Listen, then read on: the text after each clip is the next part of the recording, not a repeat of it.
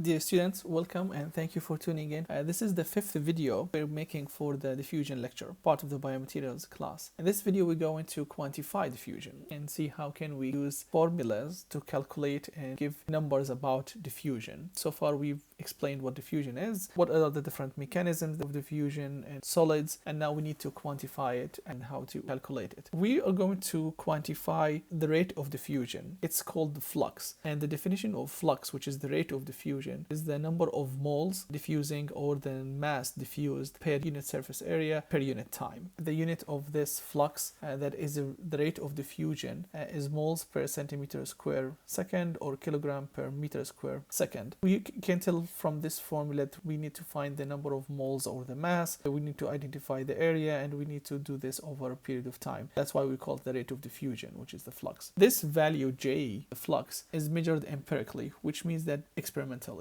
There is no distinct formula to measure the flux. Depending on the material and depending on the barriers and the concentrations, we need to identify the flux. In order to do this empirically, we need to design an experiment. And the experiment goes like this. We need to make a thin film of a membrane of a known surface area that is going to separate two regions. One region will have high concentration of a particular element and the other region will have low concentration of that particular element, which means that we've imposed a concentration gradient.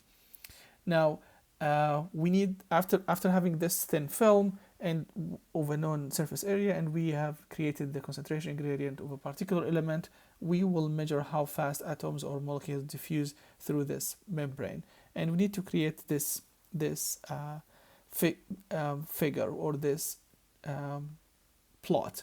So we will plot in the x-axis time, on the y-axis how much mass diffused.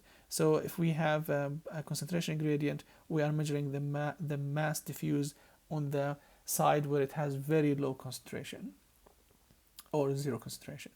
And with time, we measure this slope, how much mass per unit time, and this slope is proportional to J. So J, the flux, which is the rate of diffusion, is proportional to the slope.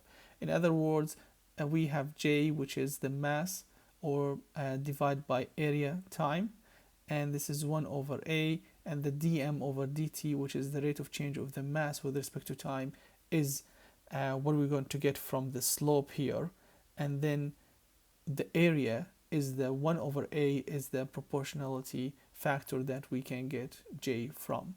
So this is how we calculate the flux, which is the rate of diffusion. And now this is a quantification of diffusion. So I'm giving a value, a distinct value for diffusion in solids. Now, to do this in a much simpler way, so let's say do an approximation, we can measure the rate of diffusion independent of time, and this is called the steady state diffusion. And in this state, under these circumstances, on this approximation, a flux is proportional to the concentration gradient. And the concentration gradient, it's independent of time, so it's the change of concentration per unit distance. And this is called the concentration gradient in the steady state. This is in order to find the flux. So we said the flux J is proportional to this quantity, which means that J is going to be a parameter multiplied with this concentration gradient, dc over dx. This is Fick's first law of diffusion, and this describes the steady state diffusion, and d is the diffusion coefficient. So J is minus d multiplied dc over dx. If this is our let's say schematic that represents our experiment, we can say that the blue greenish area is the barrier, and that's the thickness of the barrier.